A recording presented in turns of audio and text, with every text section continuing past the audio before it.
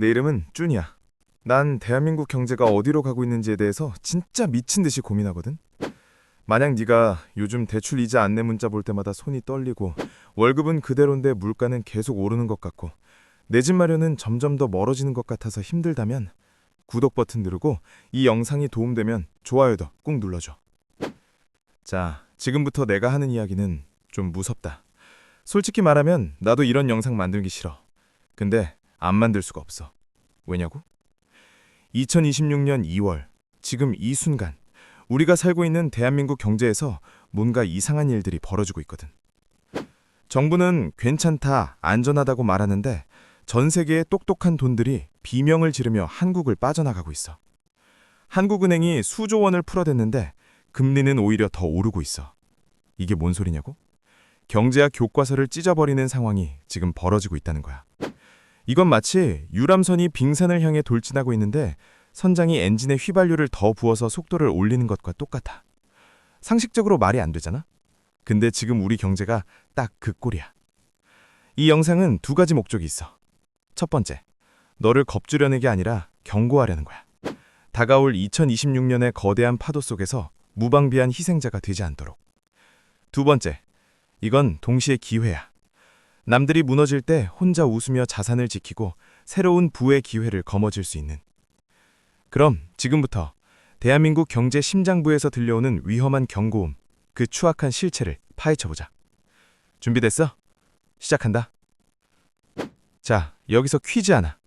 중앙은행이 돈을 엄청 많이 풀면 어떻게 될까? 초등학생도 아는 답이야. 금리가 내려가야 정상이지. 돈이 많아지면 돈의 가치가 떨어지고 돈 빌리는 값, 즉 금리도 싸진다. 경제학 101 시간에 배우는 기본의 기본이야. 그런데 말이야, 2026년 지금 한국은행이 채권 시장 안정화를 위해 수조 원 규모의 유동성을 쏟아부었어. 수조 원이야, 수조 원. 이게 얼마나 큰 돈인지 감이 안 오지? 1조 원이면 1,000원짜리 지폐를 쌓으면 100km야. 서울에서 대전까지 돈으로 도로를 깔 수 있는 금액이라고. 근데 결과는?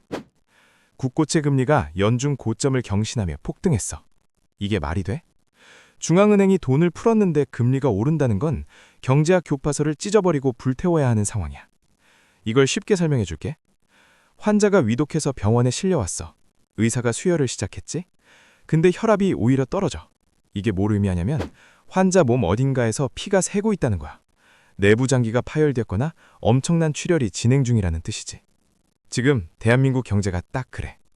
중앙은행이 찍어낸 돈이 시장에 안심을 주는 대신 오히려 얼마나 상황이 안 좋으면 저렇게까지 하나 라는 공포를 증폭시키고 있는 거야.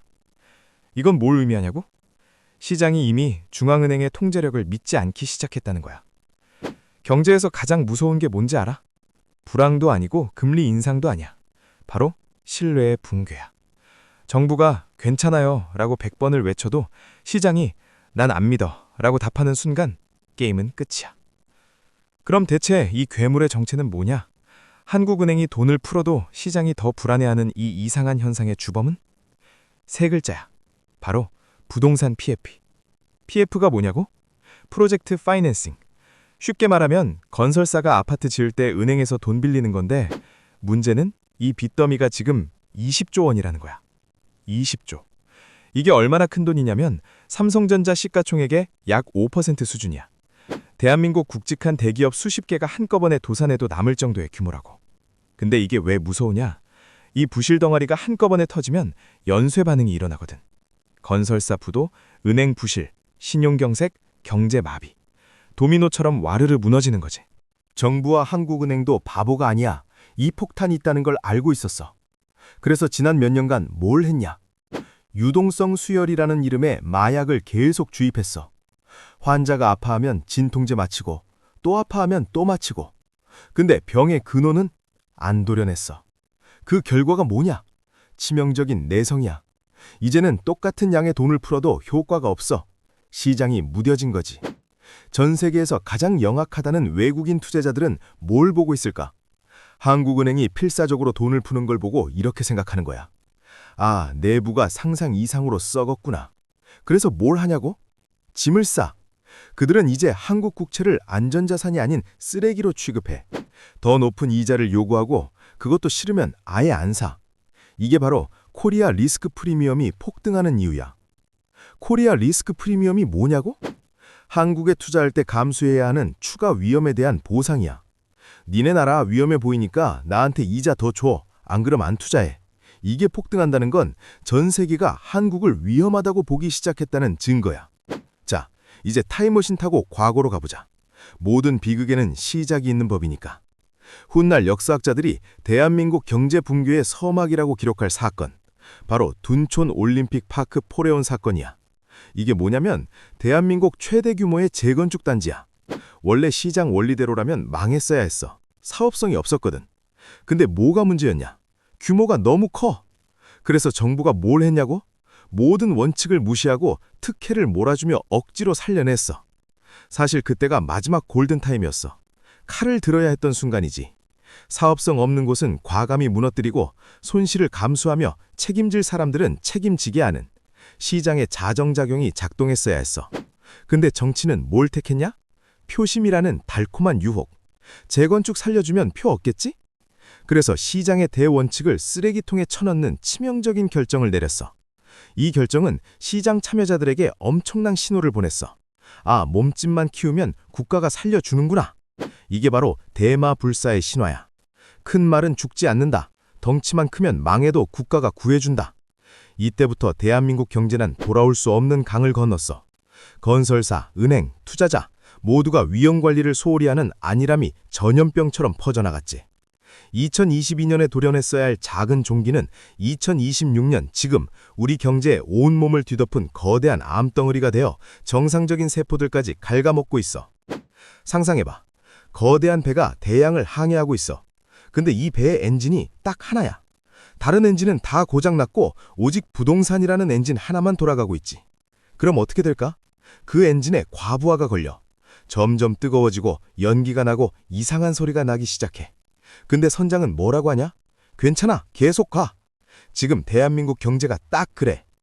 가계부채와 부동산 관련 대출을 합친 금액이 민간 신용의 절반에 육박해. 절반이야, 절반. 우리 경제의 피해 절반이 부동산에 쏠려 있다는 거야.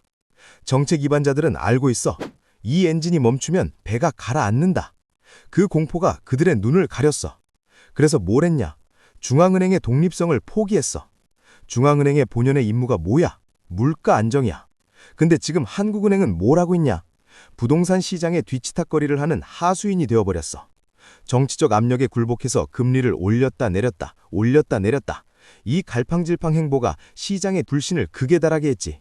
외국인 투자자들은 뭘 보고 있을까? 그들은 이렇게 생각해. 한국 정부는 폭탄을 해체할 능력이 없어. 그냥 테이프로 감싸고 숨기기에 급급하네. 외국인 투자자들의 눈에 비친 한국은 거대한 시한폭탄을 안고 있는데 폭탄 해체 전문가가 아니라 아마추어들이 테이프를 칭칭 감싸 숨기는 나라로 보일 뿐이야. 그 결과가 바로 코리아 리스크 프리미엄의 폭등이야. 이건 우리 집 기둥이 이미 썩어 있었다는 증거야. 겉으로는 멀쩡해 보여도 속은 이미 벌레가 파먹어서 곧 무너질 거라는 신호지. 자, 그럼 우리가 어떻게 해야 하는지 역사에서 배워보자. 1990년대 초반 스웨덴도 우리랑 비슷한 위기를 겪었어. 부동산 버블이 터지면서 은행들이 줄줄이 부실화됐지. 스웨덴 정부는 뭘 했냐? 배드뱅크를 만들었어. 부실 자산을 시장 가격 그대로 한 푼도 부풀리지 않고 평가해서 단칼에 정리했어. 고통스러웠을까? 당연히 고통스럽지. 은행들 망하고 사람들 실직하고 경제가 휘청거렸어. 근데 결과는? 3년 만에 경제가 정상화됐어. 환부를 도려냈으니까 새살이 돋아난 거지. 2008년 금융위기 때 미국은 뭘 했냐? 리먼 브라더스라는 거대한 투자은행이 있었어. 너무 커서 망하면 큰일 날 것 같았지. 근데 미국 정부는 파산시켰어. 그러면서 이런 강력한 메시지를 보냈어. 원칙 없는 구제는 없다. 잘못한 놈은 책임져야 한다. 그래서 어떻게 됐냐고? 단기적으로는 혼란이 왔어. 주가 폭락하고 사람들 패닉 상태 되고. 근데 시스템은 살았어. 왜냐? 시장 참여자들이 이 나라는 원칙을 지키는구나 라고 믿었거든. 그 신뢰가 경제를 다시 일으켜 세웠어. 그럼 우리는 여전히 환부를 붕대로 감싸고 국민들에게 최면을 걸고 있어. 괜찮아요. 안전해요. 걱정 마세요. 이런 땜질 처방은 위기를 해결하는 게 아니야. 위기의 에너지를 더 크게 응축시킬 뿐이지. 스프링을 꼭꼭 눌러 담는 거야. 나중에 터지면 더 크게 터지는 거지. 이제는 인정해야 해. 썩은 살을 도려내지 않고는 새 살이 돋아날 수 없다는 것을. 자, 이제 가장 중요한 이야기를 할게. 국가가 여러분을 지켜줄 것이라는 환상은 버려. 정부나 한국은행의 발표를 곧곧대로 믿지 마. 그들은 패닉을 막기 위해 거짓말을 할 수도 있어. 각자가 스스로의 자산을 지키기 위한 경제 계기판을 직접 확인해야 해. 비행기 조종사가 계기판을 보지 않고 감으로만 비행하면 어떻게 돼? 추락하지? 경제도 마찬가지야. 다가오는 2026년, 여러분의 소중한 자산을 지키기 위한 5가지 핵심 지표를 알려줄게. 이걸 매일 체크해. 나침반 삼아서. 첫 번째 지표, 국고채 10년물 금리. 이게 4%를 향해 가고 있는지 주시해. 국고채 10년물 금리는 경제의 체온계야. 정상 체온은 2에서 3% 정도인데 4%로 가면 고열 상태라고 보면 돼. 왜 중요하냐고? 이 금리가 오르면 모든 대출 금리가 따라서 오르고 기업들 이자 부담 늘어나고 부도 위험 커지고 경제 전체가 휘청거려. 두 번째 지표, 원달러 환율. 이게 1,500원을 위협하는지 체크해. 환율이 1,500원을 넘어가면 외국인들의 대탈출 신호야. 한국 경제 위험해. 우리 나가자. 그럼 환율도 더 오르고 수입 물가도 오르고 서민들 삶은 더 빡빡해져. 세 번째 지표, 외환 보유고. 이게 급감하고 있다면 방어선이 뚫린 거야. 외환 보유고는 나라의 비상금이야. 외국에 갚아야 할 돈이 있을 때, 환율이 폭등할 때 이걸 쓰거든. 근데 이게 줄어든다는 건 우리 돈이 바닥나고 있다는 신호지. 네 번째 지표, 저축은행의 PF 연체율. 이게 10%를 넘는지 확인해. 저축은행은 PF 부동산에 많이 투자했어. 그래서 PF 연체율이 저축은행들의 건강 상태를 보여주는 지표야. 10%를 넘으면 뇌관에 이미 불이 붙었다는 소리야. 저축은행들이 줄줄이 부도날 수 있고 예금자들도 피해라 볼 수 있어. 다섯 번째 지표, 외국인의 주식, 채권 동시매도. 외국인이 주식과 채권을 동시에 팔아치우고 있다면 이건 대파국이 시작되었다는 명백한 증거야. 주식만 파는 건 시장 조정일 수 있어.